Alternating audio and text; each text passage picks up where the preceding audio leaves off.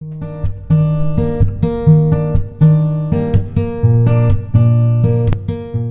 vamos a ver un tema muy conocido, si lo están viendo, el Evangelio, las buenas nuevas, que transforman la vida y la iglesia. Amén. A veces, lamentablemente, sea por ignorancia o no, o simplemente por no entender en profundidad, menospreciamos o no entendemos lo que implica la obra del Evangelio en nuestras vidas. Amén. Solamente entendemos, bueno, el Evangelio son las buenas noticias de salvación para salvar las almas que están perdidas, para que el reino del Señor se extienda, y limitamos en un rango muy limitado, muy pequeño, mejor dicho, el efecto del Evangelio, cuando en realidad el efecto del Evangelio no es solo para salvación, sino es transformación de nuestras vidas primeramente, y así como transforma nuestras vidas, va a transformar de forma, podemos decir, simultánea la iglesia. Amén.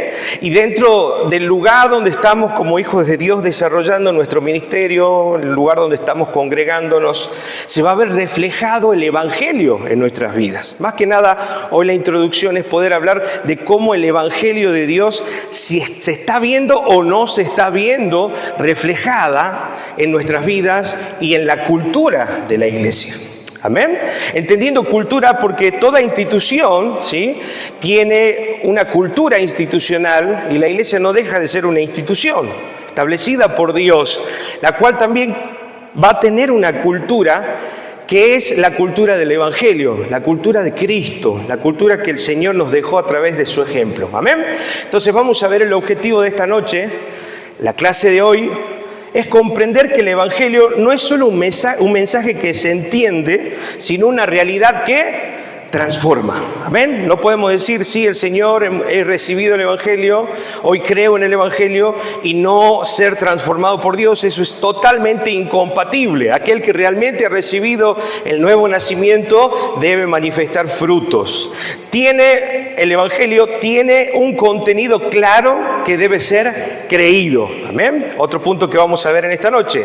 Debe ser visible en la cultura de la iglesia. Amén. La iglesia debe reflejar el carácter de Cristo y debe reflejar quién es Cristo y el efecto de Cristo y el Evangelio en la vida del creyente. Y por último, y es algo que a veces no tenemos en cuenta, es que tiene como fin mostrar la hermosura de Cristo. Y esto no hemos hablado muchas veces, porque realmente uno de los fines del evangelismo es también manifestar la hermosura de Cristo. Es poder hablarle al mundo de quién es nuestro Señor. Es poder manifestar a través de nuestra vida cuán hermosa es la obra de redención y cuán hermoso es el producto de lo que Cristo ha hecho y hace en su iglesia. Amén. Sabe que nosotros como cristianos, como hijos de Dios, también tenemos una función con el evangelismo, es de mostrar a Cristo atractivo para la vida de aquellos que no lo conocen. Amén. A través de nuestra vida nosotros podamos mostrar a Cristo atractivo o generar que la gente tenga un cierto rechazo al evangelio. Yo lamentablemente he tenido muchas experiencias, y yo creo que la mayoría también, de escuchar personas decir, no, ¿para qué voy a ir a la iglesia? Si este y aquel son así, así, así, ¿verdad? Tal cual. Pero el verdadero fin de nosotros como hijos de Dios es poder manifestar y mostrar a este mundo la hermosura de Cristo. Amén. Vamos a la introducción de esta noche y vamos a definir qué es el Evangelio, si bien ya lo conocemos, pero vamos a ir un poco más a interiorizarnos en este concepto, que no solo es un concepto, vamos a ver hoy, no solo lo podemos limitar en un concepto, sino realmente es una obra que ha trascendido la humanidad. El Evangelio no es simplemente un concepto religioso, sino la noticia más importante de la historia. Por algo, siempre lo decimos, la historia del mundo se divide y Dios usó al Imperio Romano para marcar la historia en un antes y un después de Cristo. Hoy estamos en un año 2026 después de Cristo. Realmente el Evangelio y la venida de Cristo a esta tierra ha marcado un antes y un después en la vida de la historia. Vamos a Marcos capítulo 1, versículo 14 y 15. Si lo vemos ahí, dice, más tarde después, Marcos, capítulo 1, versículo... Bien, ese es. Más tarde, después del arresto de Juan, Jesús entró en Galilea, donde predicó, ¿qué predicó? La buena noticia de Dios. Versículo 15. Por fin ha llegado el tiempo, y esto decía el Señor, prometido por Dios. Anunciaba: el reino de Dios está cerca, arrepiéntanse de sus pecados y crean la buena noticia. ¿Puedes ponerlo en Reina Valera, por favor? Vamos a volver a leer el 15 en Reina Valera. Dice, diciendo, esto decía el Señor, el tiempo se ha cumplido. Amén. Todo lo que los profetas anunciaron, todo lo que los hombres de Dios en el tiempo vinieron diciendo de que iba a venir el Salvador y el Mesías, se ha cumplido y el reino de Dios se ha acercado. ¿Qué es el reino de Dios? Es el gobierno de Dios en la tierra. Amén. Establecido a través de Cristo Jesús y los principios que Él vino a traer. Arrepentíos y creed en el Evangelio. Amén. Vemos ahí el resultado del Evangelio. Siempre después de que se predica el Evangelio debe haber una acción. En este caso es el arrepentimiento de aquellos que han podido escuchar y creer. Seguimos en la diapositiva, por favor. Jesús no vino primero a dar mandamientos, sino vino a anunciar algo que Dios ya estaba haciendo. Quiere decir que el plan de Dios ya se estaba desarrollando y parte de ese plan de Dios para la humanidad era que el reino de Dios se establezca a través ¿de quién? De Cristo Jesús. Amén. Ahora, el Evangelio es un acontecimiento, no una idea. ¿A qué nos referimos con esto?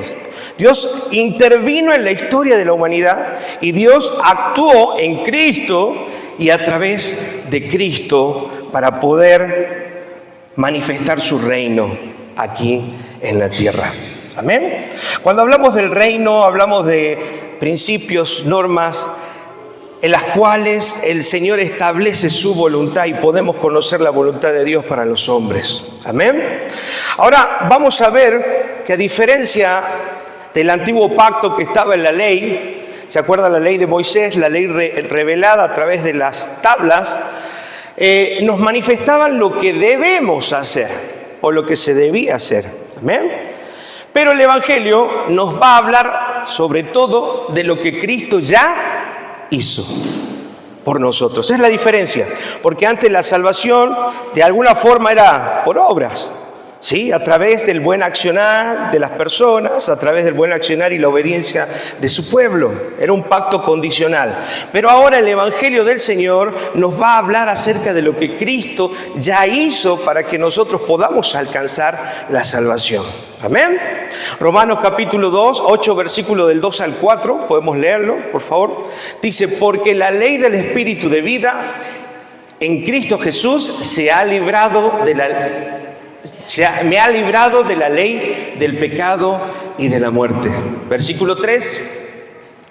Porque lo que era imposible para la ley, cuando era débil por la carne, Dios, enviando a su Hijo en semejanza de carne de pecado, y a causa del pecado, condenó el pecado en la carne. Miren lo que dice ahí arriba. Dice, porque lo que era imposible para la ley, por cuanto era, ¿cómo? Era imposible poder alcanzar la salvación por nuestros méritos a través de la ley. Era imposible cumplir con todos los preceptos que Dios había establecido para su pueblo. Amén. Aún sigue siendo imposible para nosotros. Por eso Dios tuvo que enviar ¿a quién? A su Hijo en semejanza de carne de pecado. A causa del pecado, condenó al pecado en la carne. Amén. O sea que ¿quién venció por nosotros? Cristo. Él venció y pudo cumplir la obra de la ley a perfección para que nosotros a través de Cristo también podamos cumplir la ley y seamos llamados justos.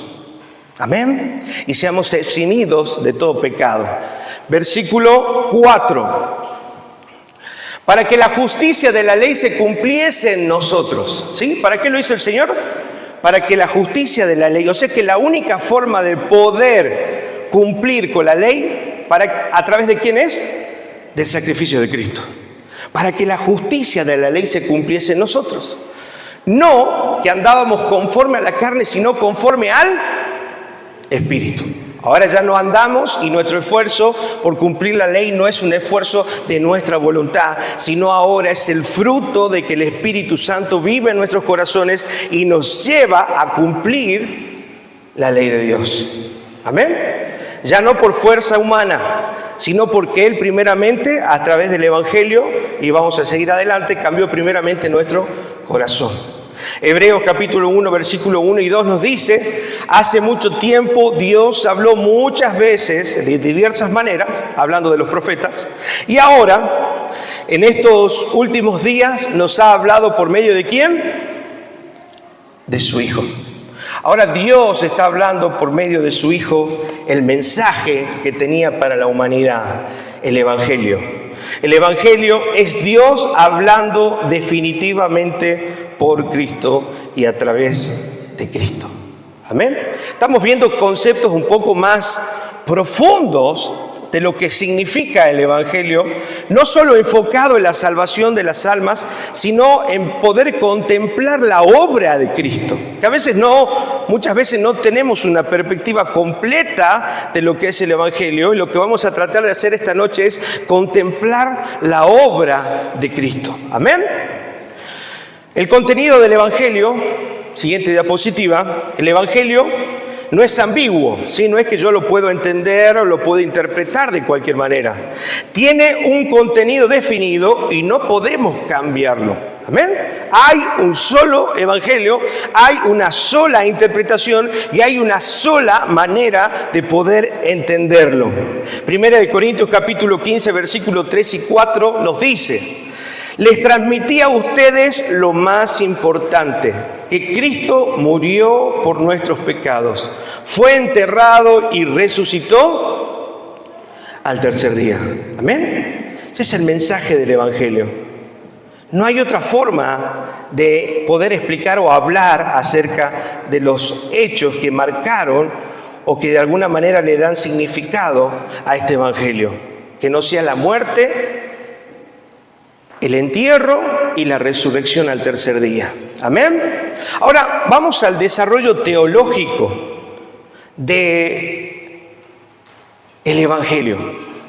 Y ahí lo aclaro, contemplando toda la obra de Cristo. Amén. Siempre hemos analizado el Evangelio desde la obra que Dios hace en el hombre, desde la obra de cómo el Señor salva al hombre. Pero ahora vamos a tratar de entender el Evangelio desde Cristo. Amén. ¿Qué pasó primero para que Cristo pueda ser seleccionado como el único ser humano, 100% hombre y 100% Dios, que pueda pagar el precio por nuestra salvación? Él tenía una vida perfecta. Amén. A veces no profundizamos en la entrega que tuvo que tener Cristo, en la perfección que tuvo Cristo, para poder ser el único ser apto para entregarse por nosotros. Primera de Pedro capítulo 2, versículo 22, ¿podemos leer?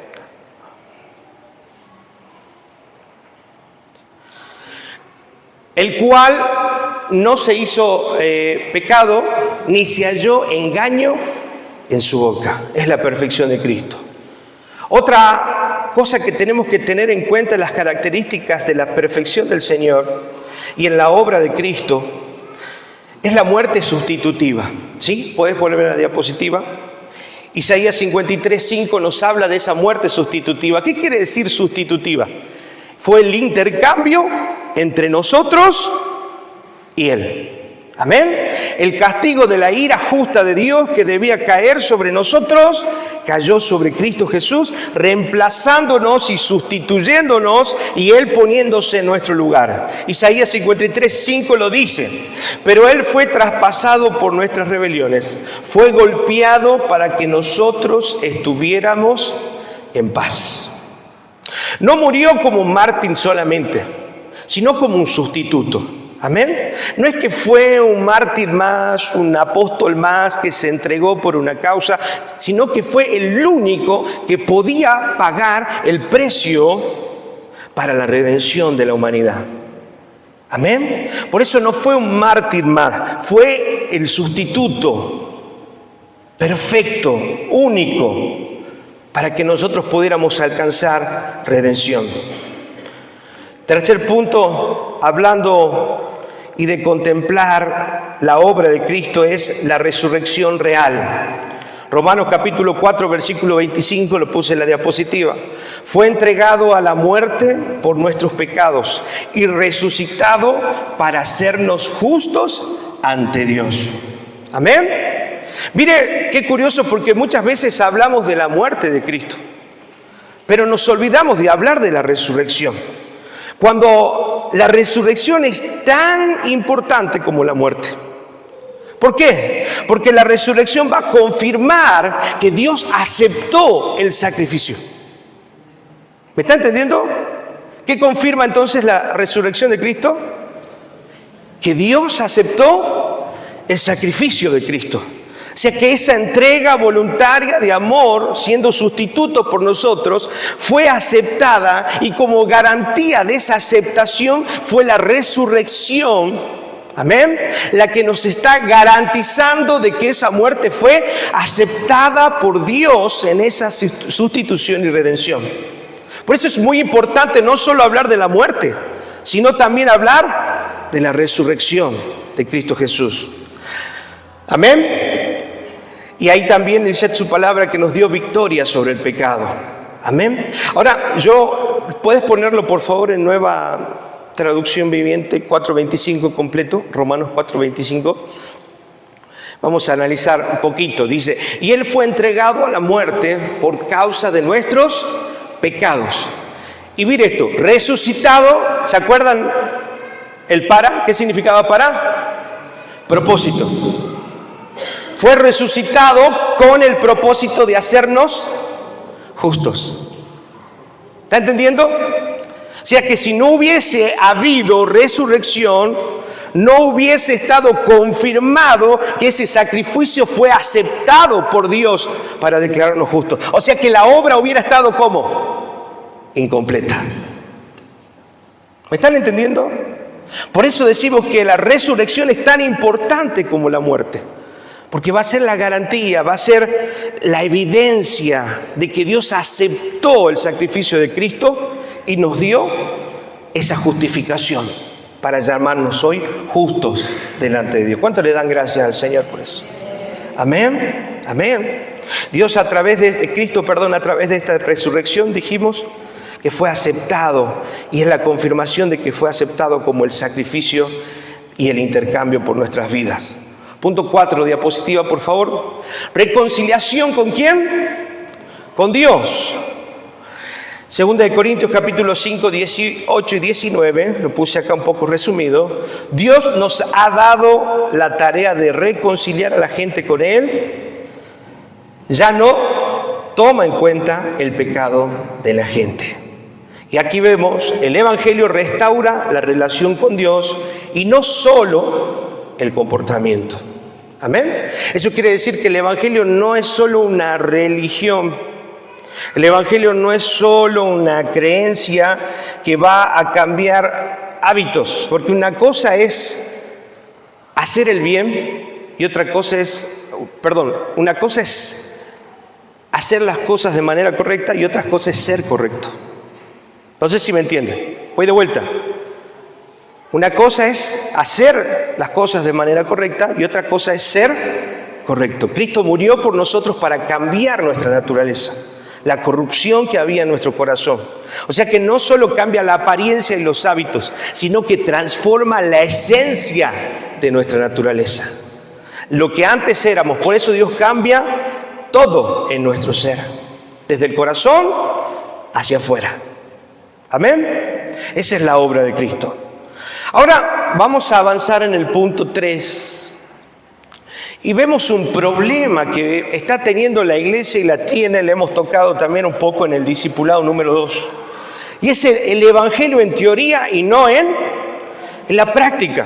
La pregunta es, entendiendo la obra de Cristo, entendiendo la resurrección, entendiendo su muerte, entendiendo la gracia, entendiendo todos estos conceptos que ya más o menos conocemos y hemos entendido y hemos aceptado por fe, cómo esa verdad revelada de Dios impacta en mi vida de forma directa en la práctica de ese evangelio.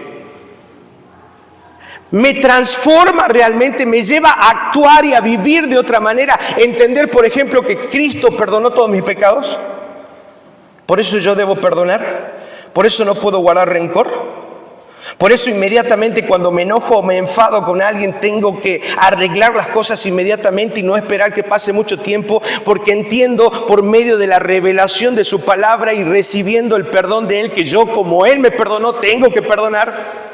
De esa manera el evangelio va a ir transformando si entendemos primeramente su obra, porque su obra tiene que impactar en el corazón de los hijos, de sus hijos, de la iglesia. Amén. Porque si no somos buenos conocedores, buenos entendedores, pero no practicamos su verdad. Por eso el problema está en un evangelio teórico y no práctico. Mucha gente que dice, amo a Dios, viene a la iglesia, trabaja para Dios, pero no perdona. Vive con rencor en su corazón. Y tantas otras cosas que tendrían que para nosotros ser normales, superarlas rápidamente. Amén. Seguimos avanzando. Acá vemos el ejemplo de Israel, que también es nuestro ejemplo muchas veces. El Señor dice, esperaba una cosecha de justicia, pero en su lugar encontré derramamiento de sangre. Muchas veces Dios, aquí entre nosotros, en la iglesia, hablaba con Luis el otro día, ¿cuántos como iglesia queremos crecer? ¿Cuántos queremos que la iglesia quede chica? Que muchos más conozcan al Señor, que abramos otras obras en otras provincias, en otros lugares, en otros parajes. ¿Cuántos más quieren ver la obra de Dios crecer? Amén. Ahora la pregunta es, ¿estamos preparados para recibir esas almas que van a venir?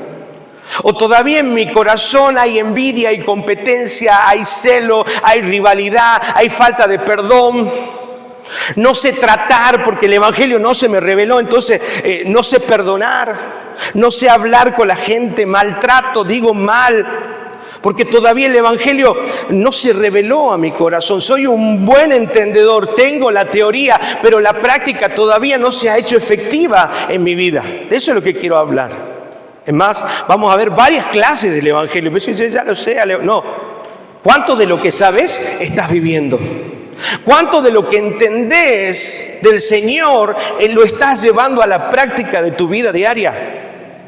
Lo pequeño, lo mucho, lo macro, lo micro que podamos entender de Dios, ¿cuánto de lo que sabemos está haciéndose carne en el corazón de la iglesia? Todavía yo lo veo desde afuera. Y hay muchas actitudes entre nosotros que no manifiestan en el evangelio. Hay muchas actitudes, formas, reacciones, maneras, tratos entre nosotros que no muestran la obra efectiva de Cristo en el corazón, porque quizás no la hemos entendido. Hemos recibido por fe, pero no hemos hecho que esa obra se vuelva carne en nuestro corazón. Entonces queremos que la iglesia crezca, queremos que abrir otras obras, queremos que el evangelio se siga extendiendo, pero ¿estamos preparados para recibir a las personas que vendrán? ¿Hay el suficiente amor, perdón, paciencia y misericordia en nuestros corazones para recibir a los nuevos que vengan?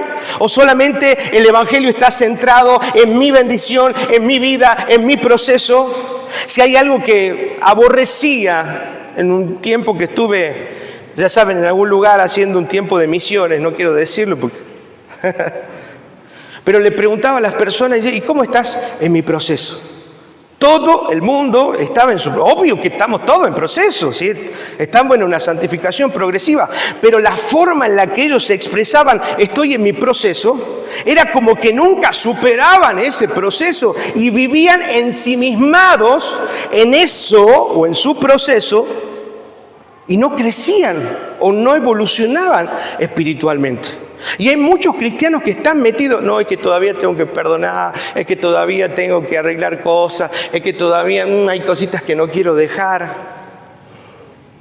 Y viven ensimismados en sí mismos.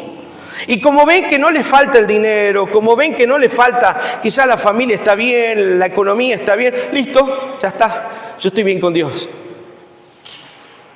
Pero no te das cuenta que el Evangelio no se trata solamente del amor que Dios tiene por nosotros, sino del amor que Dios tiene por el mundo, por el que no conoce al Señor, por el que todavía no ha sido alcanzado por la verdad que nosotros tenemos. Amén. Entonces Dios nos llama, y este es un término que siempre uso, a salir del frasco. Amén. Decirle a que tienes al lado, salí del frasco. Basta de tu proceso. Mi vida, mi familia, mi trabajo, mi familia, olvídate. Ahora sos de Cristo Jesús. Tu vida le pertenece al Evangelio, tu vida le pertenece a la obra de Cristo. Basta. Basta de vivir ensimismado. Y sabe que cuando ponemos nuestro corazón, como dice su palabra en Mateo 6, en las cosas espirituales, el Señor va a proveer todo lo que es añadidura para nuestras vidas. ¿Qué dice? Mateo 6:33, busca primeramente el reino de Dios y su justicia. Y el reino de Dios es establecer la justicia de Dios por medio de la predicación y la práctica del Evangelio en la tierra. Cuando ponemos en práctica, lo demás viene por añadidura. A veces estamos preocupados por el trabajo, por esto, por aquello, por las añadiduras y nos olvidamos del reino. Cuando nosotros estamos llamados a vivir primeramente para el reino de Dios. Mi vida ya no es mía. Romanos dice eso. Pablo lo decía. Ya no vivo yo, sino Cristo vive en mí. He dejado de ser para que Cristo sea. He dejado mis deseos, mis necesidades, y ahora vivo para Cristo. Es profundo, una entrega total para nuestro Dios. Amén. Ahora vamos a ver esto, que Dios espera de la iglesia justicia y ¿qué encuentra? Injusticia. Dios espera de la iglesia amor y ¿qué encuentra? Conflictos entre los hermanos, problemas, que me miró, que me trató, que me dijo, que no me dijo. ¡Basta! La gente que queda en eso está metida en el frasco. La gente que queda en eso no está evolucionando porque no está entendiendo la profundidad del Evangelio, que va mucho más allá de lo que pasa entre mi hermano y yo.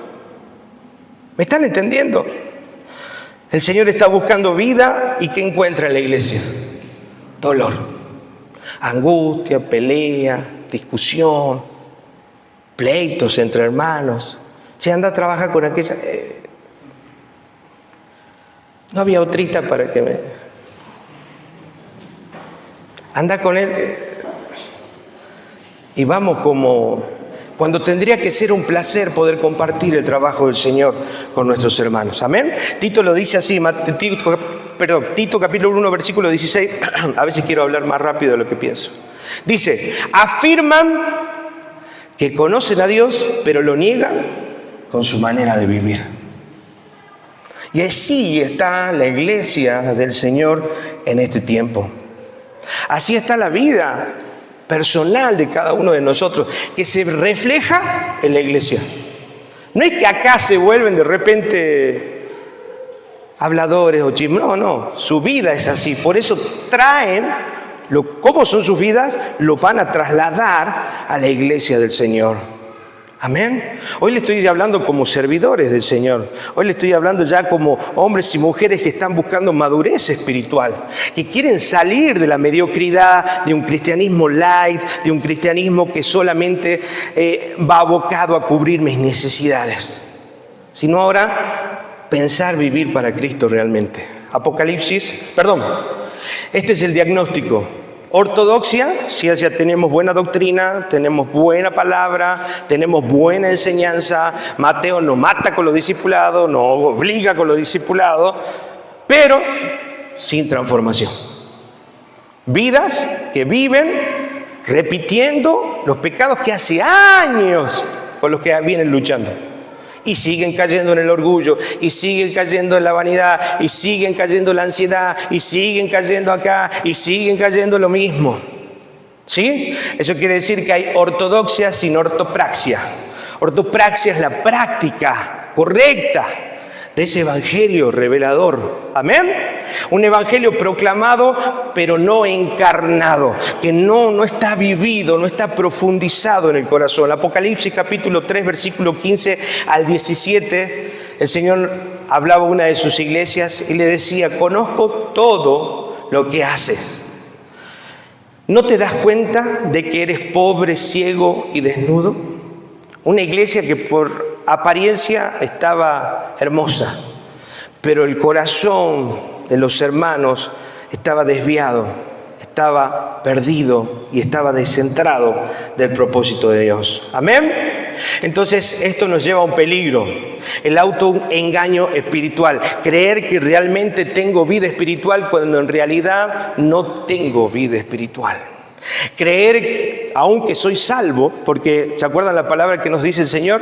Muchos dirán en aquel día: Señor, Señor, en tu nombre hicimos milagros, en tu nombre profetizamos, en tu nombre hicimos esto y aquello. Y el Señor les dirá: apartados de mí, hacedores de maldad, no los conozco. Nunca tuvieron comunión conmigo. Hicieron un montón de cosas, pero nunca se detuvieron a tener una relación personal conmigo. Muchos siervos de Dios hemos perdido el gozo porque no nos hemos detenido a contemplar al Señor. Y hemos caído en la rutina del día a día, y caer en esa rutina del servicio, del trabajo, de la familia, servicio, trabajo y familia, sin renovarnos espiritualmente, nos va a llevar a un agotamiento, a un estrés, a un desgaste mental, en el que vamos a decir, vamos a perder el horizonte y dice: ¿para qué estoy sirviendo a Dios? ¿Lo que estoy haciendo está bien o está mal? Yo les digo porque no es que sirvo desde ayer, hace un par de años que sirvo al Señor, ahora con un poco más de entendimiento, pero muchas veces caí en el ciclo del agotamiento y la falta de gozo, por no haberme detenido a conocer a Dios, a contemplar a Dios y a renovarme espiritualmente en su presencia. Amén. Por eso no es todo actividad práctica, vamos, hacemos empanada, a ver de todo. No, deténganse, oren, busquen al Señor, llénense del Espíritu de Dios y luego salgan y hagan discípulos. Esa era la señal, esa era la forma. Amén. Peligro, dijimos, un autoengaño espiritual. Creemos que somos salvos, creemos que estamos bien espiritualmente porque hacemos cosas para Dios. Y caer en ese pragmatismo nos engaña, porque ¿de qué sirven las obras sin los frutos? ¿De qué sirve hacer tantísimas cosas si todavía no controlo mi carácter, no controlo mi lengua, no controlo mis maneras incorrectas? ¿Amén? ¿De qué sirve? Analicemos nuestro corazón. ¿Realmente estoy viviendo el evangelio que creo? ¿O me inventé una nueva definición de evangelio y la adapté a lo que yo pienso y lo que yo quiero? ¿Amén? Muchos viven un evangelio adaptado, así como muchos viven con un Dios adaptado a lo que quieren. Ahora, seguimos avanzando. 10. La iglesia puede tener una buena predicación, pero una mala cultura.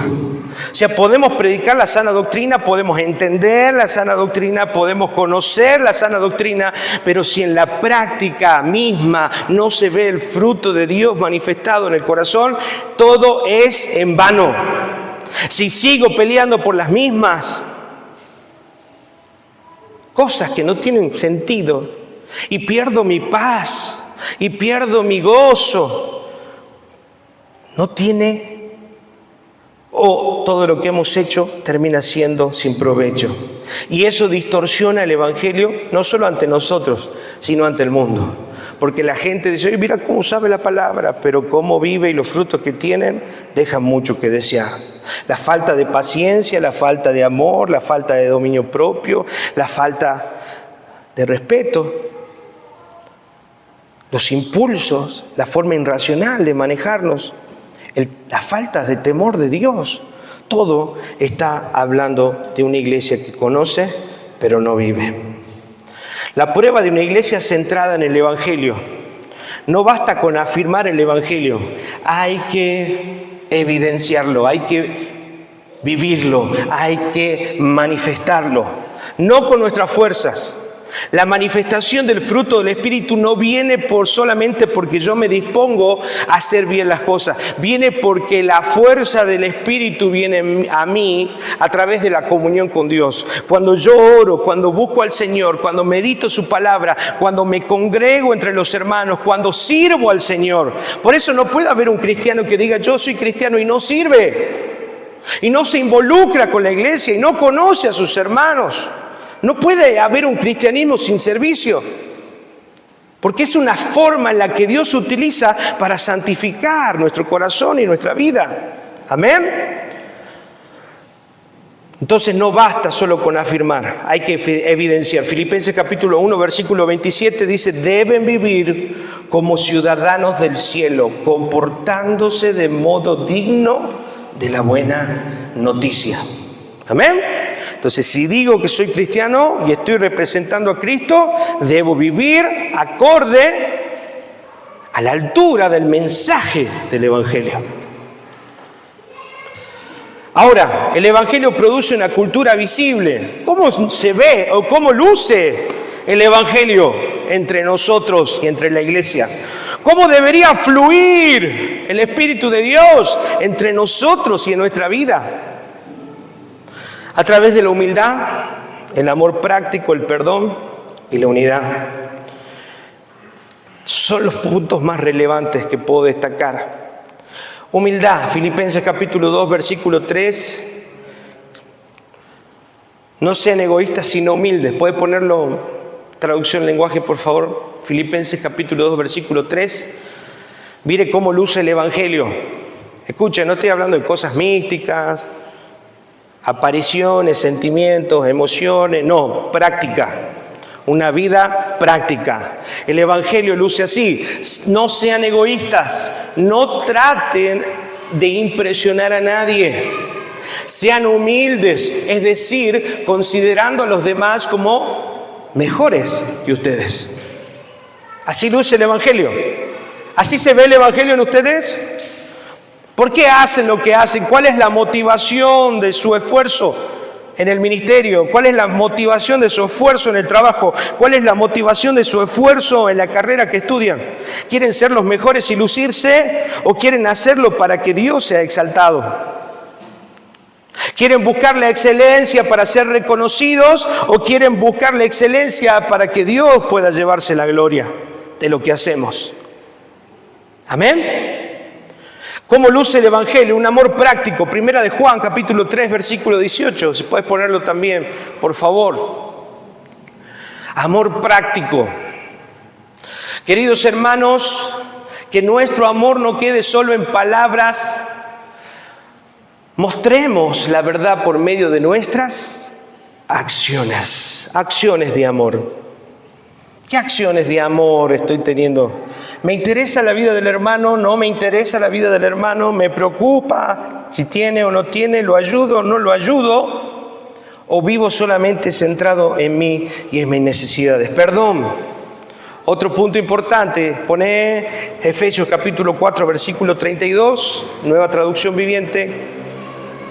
Dice, por lo contrario, sean amables unos con otros, sean de buen corazón, perdónense unos a otros, tal como Dios los ha perdonado a ustedes por medio de Cristo. El perdón es clave en la vida de la manifestación del Evangelio. Dios, no puede haber entre nosotros rencor. Todo bien con la hermana, pero ahí nomás. ¡No! Eso se lo permito en gente del mundo que quizás tengamos que poner algunos límites saludables, pero dentro de la iglesia del Señor deberíamos restaurar las relaciones. Deberíamos aprender los dos a crecer y a poder entender cuál es el misterio del perdón, que no nos deja de la misma forma, sino que aún fortalece la relación cuando hay un verdadero y genuino perdón entre los hermanos. Yo he visto pastores pelearse directamente y sin reconciliación, ¿no? No hay vuelta. Es decir, sí, pastor, sí, pastores. Hermanos, también pelearse sin reconciliación. Me pregunto, ¿cuál es el evangelio que están viviendo? ¿Cuál es el evangelio que estamos viviendo? ¿Hay perdón? La evidencia que produce el Evangelio en nuestras vidas. Unidad, Efesios capítulo 4, versículo 3. Hagan todo lo posible, miren, ¿no? No dice hagan lo que puedan, si tienen ganas, si se levantan de buen humor, si las cosas se alinean, si los planetas tienen la misma órbita. No. Hagan todo lo posible por mantenerse unidos en el Espíritu, enlazados mediante la paz, manteniendo la paz. Hagan todo lo posible. Amén. Entonces, cuando venga un conflicto a nuestra vida, piensen, ¿estoy haciendo todo lo posible? ¿Ya quemé todos los recursos para que esto pueda darse en paz? Piensen así, dentro de la iglesia y fuera también, porque Dios nos llamó a ser pacificadores. Bienaventurados, dice, los pacificadores, porque ellos serán llamados hijos de Dios. Lo dice la bienaventuranza, Mateo 5. Amén. Dios quiere que vivamos en paz y que hagamos todo lo posible. El problema es que no hacemos todo lo posible. Quemamos 1 o 2 cartuchos, listo, ya está, este no va a cambiar. Diagnóstico. Cierro el diagnóstico de la persona y me quedo con esa imagen y no construyo la paz. ¿Amén? ¿Ahí está el Evangelio? Pregunto. Estoy hablando cosas muy básicas, hermanos. No son cosas que no hemos hablado, sino cosas que ya hemos hablado, pero se nos han olvidado en el camino. Por eso debemos volver a la senda antigua. Por eso estoy hablando del Evangelio de nuevo.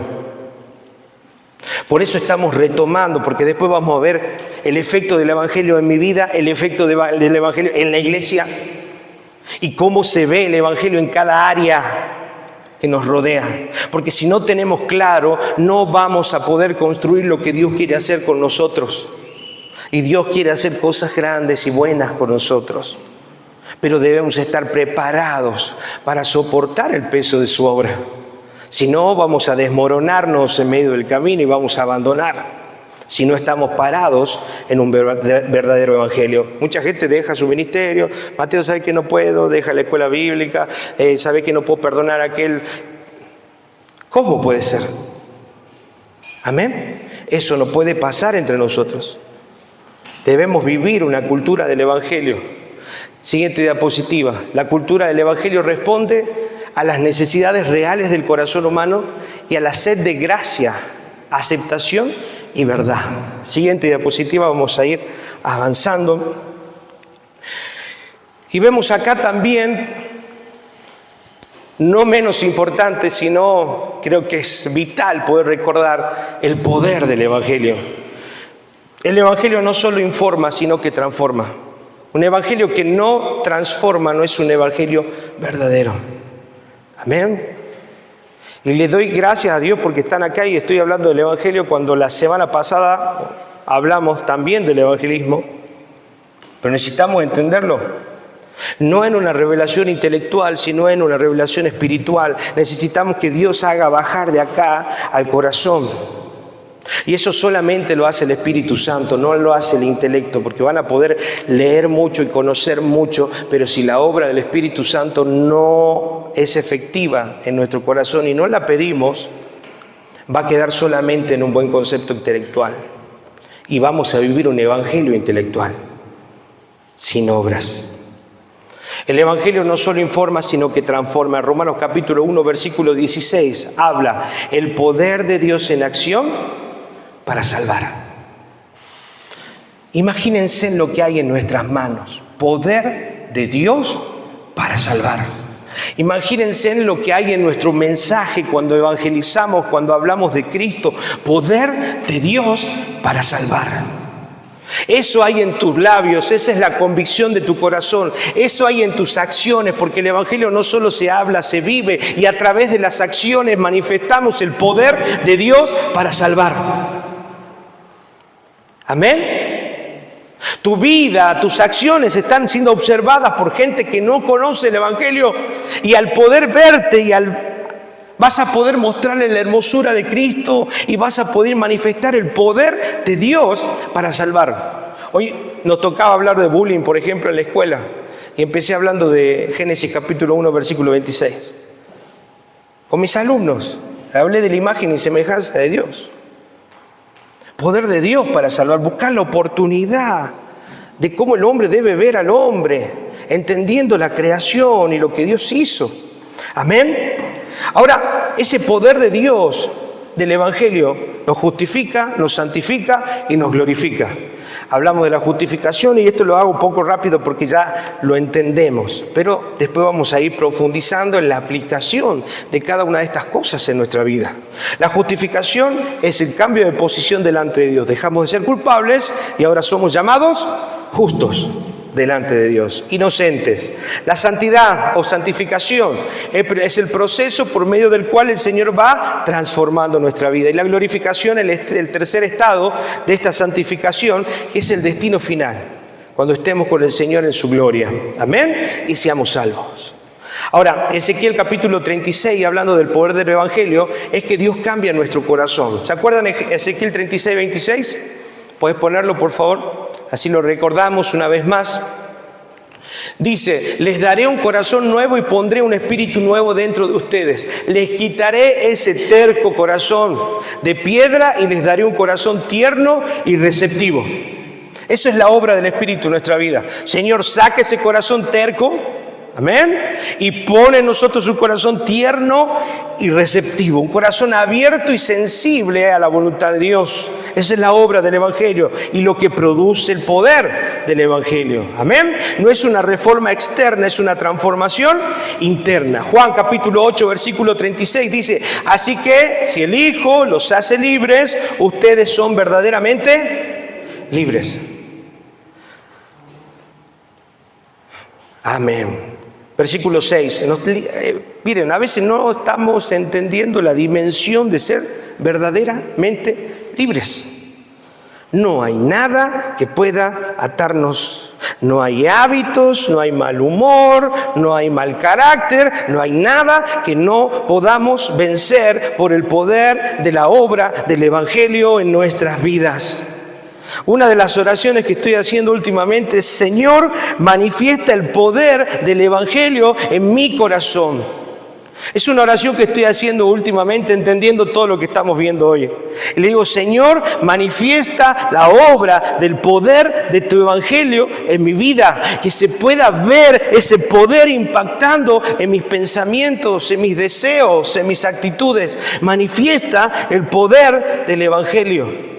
Amén. Lo animo a que pueda orar de esa manera y decirle, entendiendo lo que es el poder del Evangelio, que cambia nuestro corazón. Le estamos diciendo, Señor, cambia mi corazón. Pone un corazón sensible, soy terco, soy duro, pero necesito que cambies ese corazón y que sigas transformándolo en esa santidad. Amén. Punto 6, descubrir el Evangelio. Cada generación, y ese es el desafío de todos, cada generación debe descubrir el Evangelio. Las generaciones pasadas descubrieron el Evangelio y nos dieron a nosotros de alguna manera esa antorcha que hoy llevamos, que es la verdad de Dios, para que de aquí en adelante podamos también bendecir y encender el Evangelio en otros. Es nuestra responsabilidad como hijos de Dios hacer que otros puedan descubrir y redescubrir este Evangelio en sus vidas, puedan hacer florecer el Evangelio en sus corazones. Amén. Por eso dice su palabra debe ser predicada de generación en generación. Miren, cada generación debe volver al Evangelio. Y esto es lo que Pablo le decía a Timoteo, capítulo 2, versículo 22. Y es parte de lo que nosotros estamos haciendo. Dice, me has oído enseñar verdades que han sido confirmadas por muchos testigos confiables. Ahora enseña estas verdades a otras personas dignas de confianza que estén capacitadas para transmitirlas a otros. Todo lo que estamos aprendiendo, todo lo que voy entendiendo del poder de Dios y de su Evangelio, debe a mí capacitarme para poder encender el corazón de otra generación. Estoy hablando de niños, estoy hablando de adolescentes, amén. Otra generación que debe ser encendida con el poder del Evangelio que nosotros estamos viviendo. Pero ¿cómo vamos a encender el corazón del Evangelio en niños, adolescentes y aún personas mayores si yo no lo experimento? Si yo no experimento el fuego de Dios, no experimento la transformación de Dios, no experimento la pasión por predicar, no experimento la pasión por servir, ¿cómo voy a transmitir a las otras generaciones lo que Dios es, lo que Dios hace y el poder que me salvó? ¿Cómo voy a transmitir a mis nietos, a mis hijos? Pregúntense si todavía no puedo mostrar el Evangelio con mis acciones, con mi carácter. ¿Cómo voy a transmitir esta verdad de mi corazón si yo no la vivo, si yo no la experimento y sigo viviendo una religión vacía, hueca, sin propósito? Debo experimentar el poder transformador de Dios. Porque hay una generación que aún no la conoce. Yo soy responsable de llevar y enseñar el Evangelio a los que siguen. La pregunta es, ¿voy a seguir metida en el frasco? ¿O voy a tomar el desafío de Dios para esta generación? Para este tiempo, para esos niños, para esos jóvenes, para esos hijos que vienen detrás. Amén. Salmo capítulo 51. Vemos aquí al rey David diciendo: Señor, vuélveme la alegría de tu salvación. No necesitamos que nos vaya bien en el trabajo, tener una buena familia, ni grandes riquezas para que haya gozo en nuestro corazón. Necesitamos entender el profundo valor del Evangelio y de la salvación. ¿Le estás dando realmente el valor que tiene la salvación? O decía, Señor me salvó, ya está. O realmente hay una convicción que te lleva al agradecimiento y al servicio y a la pasión, porque entiendes la obra que Dios hizo en tu corazón. Porque no es solo una revelación intelectual, es una verdad revelada, entender que merecía el infierno.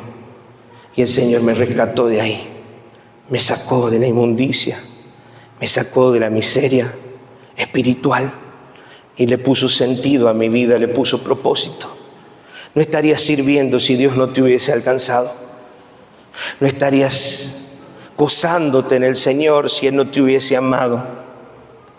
Dale gracias al Señor, reconocer el sacrificio de Cristo y valorarlo.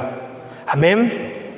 Cuando nos desenfocamos del Evangelio hay señales en las cuales podemos ver que estamos perdiendo ese fuego de Dios. ¿Qué falta? Falta el gozo. Porque nos hemos desenfocado del poder del Evangelio. No estamos entendiendo en profundidad y no estamos tomando el desafío de seguir encendiendo las antorchas que vienen. Hemos empezado a faltar el gozo en nuestros corazones. Hemos caído en una rutina espiritual y en una frialdad de hacer las cosas por hacer, en el deber del impulso. Muchos hacen por el deber del impulso, tengo que hacerlo, ya me comprometí. Pero no hay un fuego y una pasión en sus corazones por servir. No hay una verdadera alegría de decir: Señor, gracias por salvarme, gracias Señor, y por salvarme. Simplemente eso ya es suficiente para tener gozo y para servirte con gratitud. No es necesario que me dé o no me dé las añadiduras, Señor, vendrán si son tu voluntad. Simplemente el hecho de haberme salvado es suficiente para que yo quiera servirte con gozo, para que yo quiera vivir con gozo y manifestar el Evangelio. Amén. Apocalipsis capítulo 2, versículos 4 y 5 dice: has dejado de amarme. ¿Se acuerda? Has dejado de amarme como al principio. Vuelve a mí. Vuelve al primer amor. Es un llamado del Señor para nosotros. No dejemos que el fuego de Dios se apague, como Pablo le decía a Timoteo. No dejemos que el don del fuego de Dios deje de arder y la pasión por encender aquellas antorchas que vienen detrás se pierda. Hay un propósito en nuestras vidas: seguir extendiendo el reino de Dios a través del Evangelio. Amén. Ahora, redescubrir este Evangelio va a implicar algunas cosas fundamentales en nuestra vida. Humillarnos, reconocer la necesidad de Dios, volver a Cristo y abrazar de nuevo su gracia. Porque muchas veces, ¿sabe qué? ¿Por qué digo abrazar de nuevo su gracia? Porque al vernos ya salvados, superados, al vernos ya que hemos vencido algunos pecados en nuestra vida, es como decir, bueno, ya está, ya soy salvo. Y es como que empiezo a depender de mí, empiezo a depender de mi capacidad, de mi fuerza espiritual, entre paréntesis, porque es una apariencia, es algo carnal. Y me olvido de la primera obra de gracia que Dios hizo y la más importante, su salvación. Tengo que volver a la salvación todos los días. Escuchen, cuando pierdan la pasión, humíllense. Y recuerden de dónde el Señor los sacó.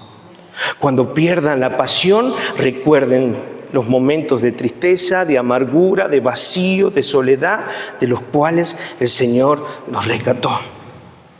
Vuelvan a recordar las primeras obras. Reconozcan su necesidad del Señor. Vuelvan a Cristo. Y una vez más abracen la gracia. Amén. Como al principio. Como al principio. Como al principio. Recuperen el gozo del Señor. Es feo servir sin gozo. Es feo vivir sin el gozo del Señor. Es feo caer en una rutina. Es cansador, es agotador. No se puede vivir un evangelio de poder en estas condiciones. Dios nos ha dado abundancia. Segunda de Corintios capítulo 3 versículo 18 dice que somos transformados para parecernos cada vez más a Él. No se olviden. Nuestro destino y propósito es ser como Cristo. Cada tanto deténganse, compárense y vean cuánto más nos falta caminar. Pero no pierdan el propósito. Ser como Cristo. Amén. Con esto voy terminando. Conclusión práctica. El Evangelio no fue dado para ser admirado solamente, sino para ser vivido. Si después de esta clase todo queda en ideas, conceptos o emociones momentáneas, entonces caemos exactamente en el problema que vimos. Conocer la verdad, pero negarla con la vida. El verdadero peligro no es ignorar el Evangelio, sino es acostumbrarnos a ese Evangelio mediocre, en el cual creemos que estamos bien, pero no estamos. En el cual creemos que hay vida espiritual, pero ya la hemos perdido. En el cual creemos que estamos superados espiritualmente, pero no hay gozo en nuestros corazones. No se acostumbren. La pregunta no es, ¿entendí el Evangelio? ¿Sí? Y algunos dicen, otra vez el Evangelio, sí, otra vez el Evangelio, porque no lo entendiste. Por eso estás viviendo como vivís. Se ve que todavía hay cosas que no entendiste del Evangelio, por eso seguís repitiendo y viviendo de la forma en la que estás. Entonces, pregúntate, ¿entendí el Evangelio? Esa no es la pregunta, sino es esta. ¿Está el Evangelio transformando realmente mi vida y mis relaciones? ¿Realmente la verdad de Dios está impactando en mi vida y en la gente que me rodea? Porque en esos frutos se va a ver si realmente el fuego de Dios y el Evangelio verdadero está siendo no solo entendido, sino encarnado en nosotros. Amén. Termino con estas cosas prácticas. Hoy quedamos confrontados con una realidad clara. No basta solo saber que Cristo murió, sino preguntarnos. Entender que Cristo murió es entender que Cristo se humilló siendo Dios. Y entender que Cristo se humilló me debe llevar a mí a preguntarnos, ¿vivo en humildad? Porque si no vivo en humildad y no estoy siendo humilde delante de Dios y mis hermanos, es porque no estoy entendiendo el Evangelio. No basta con creer que fui perdonado. Debo preguntarme, ¿estoy perdonando a otros? Porque si no estoy perdonando, no estoy entendiendo el Evangelio, que creo que lo sé. Hoy, ¿otra vez me va a hablar del Evangelio? Sí, porque todavía no perdonás, porque todavía no sos humilde. Amén. Preguntémonos también, no basta solo con hablar de gracia. ¿Trato a los otros con gracia? ¿Trato a los otros con paciencia, con amor? ¿Trato a los otros con ese amor que Dios nos ha dado? No basta solo con decir que amo a Dios. ¿Amo a su iglesia? en la práctica? Deseo, amo servir al Señor, amo servir a mis hermanos, amo estar a disposición, o solamente vengo a satisfacer mis necesidades y mi familia, y si todo está bien, listo, sigamos, sin amar de forma práctica a Cristo, porque si amo a Cristo, amo su iglesia. ¿Amén? No, a mí me gusta el mensaje, pero sí, y las convivencias y las otras reuniones, ¿por qué no estás? ¿Por qué no convivís? Es más, hay muchos servidores que hoy faltan. Por favor, les pido y los animo a que puedan decirle que vengan. Y hay mucha gente que no ha hecho el discipulado 1 y 2. Y estoy, no digo arrancando la base, no, porque es diferente el enfoque que estamos teniendo en este tiempo. Es el evangelio práctico, la vida. Amén. El evangelio se hace visible en lo cotidiano, en cómo respondes cuando te hieren, en cómo hablas de otros, de cómo manejas el orgullo, de cómo buscas reconciliación, en cómo amas cuando no es fácil. Ahí se ve si realmente estás entendiendo o has entendido la verdad del evangelio.